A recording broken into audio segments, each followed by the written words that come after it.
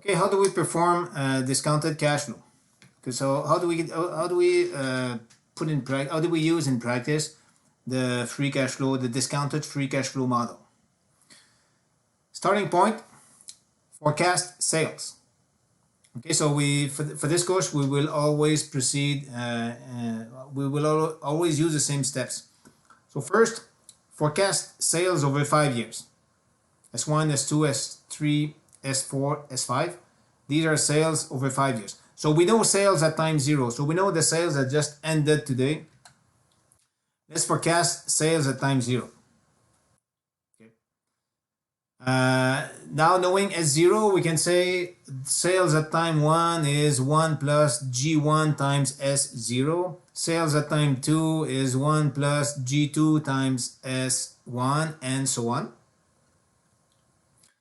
And the growth rate in sales could be decreasing over time. So we could expect higher growth for years 1 and 2 than for years 3, 4, and 5. So we want growth rate to slowly decrease over time so that when we reach time 5, we compute a terminal value with a perpetual smaller growth rate.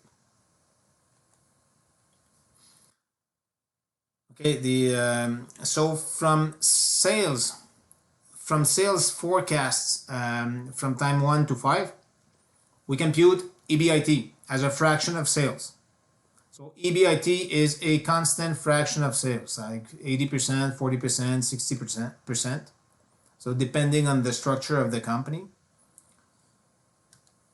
Once we have EBIT, we will compute additions to net working capital as a fraction of the increase in sales. So additions to net working capital at time 1 is a fraction of the change in sales from S0 to S1. So to sell more to increase sales, the firm must have a greater amount of net working capital. So greater amount of cash, greater amount of inventory, greater amount of increased of accounts payable, greater amount of accounts receivable, and greater amounts of short-term debt.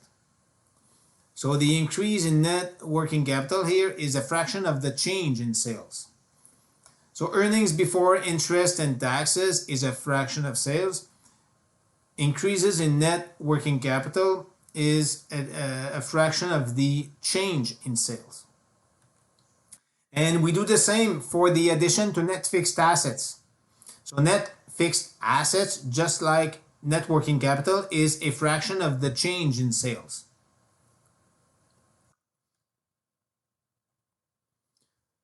So again, just recall that net change in net fixed assets is equal to capital expenditures minus depreciation. So this is equal to net investment. So in all the questions you will have on this material, changes in long-term assets, like the portion of free cash flow that is determined by capital expenditures would be referred to as net investment, and it's equal to the change in net fixed assets.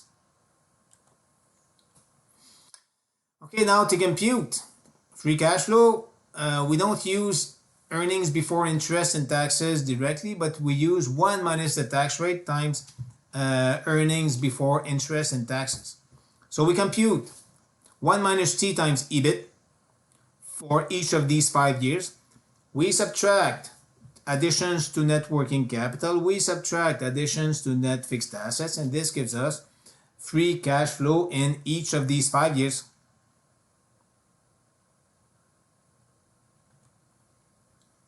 We compute at time 5 a terminal value, which is free cash flow at time 6 over weighted average cost of capital minus growth rate into perpetuity. Free cash flow at time 6 is 1 plus the growth rate into perpetuity times the free cash flow at time 5.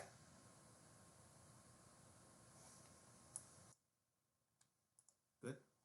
And the enterprise value is given by FCF1 discounted over 1 year, plus FCF2 discounted over 2 years, plus FCF3 discounted over 3 years, plus FCF4 discounted over 4 years plus FCF5 plus terminal value 5 discounted over 5 years.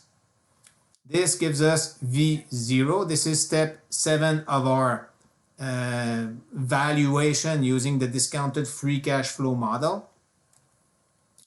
Finally, knowing debt and cash at time 0 and the number of shares outstanding, we take enterprise value, we subtract debt, we add cash, and we divide by the number of shares outstanding. Okay, one note here that I forgot to mention. So here we use the discounted free cash flow model to compute a correct price today.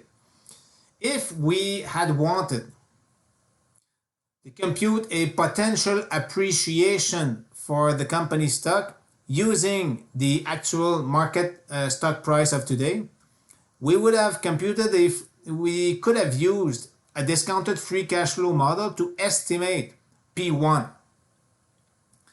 If we use a discounted free cash flow model to estimate P1, so we compute free cash flows as of time 2 and after. So if we estimate free cash flow at time 2, 3, 4, 5, 6, 7, 8, 9, 10, with 11, anyway, over 10 years, starting at time 2, so the correct price we would be computing would be P1. Okay, so 1 year earlier. And this correct price, given the actual stock price on the stock market, would give us the expected appreciation for this company over the coming year. So most often, this is how the free cash flow model is being used. For this course, we use the discounted free cash flow model to compute a correct price as of today.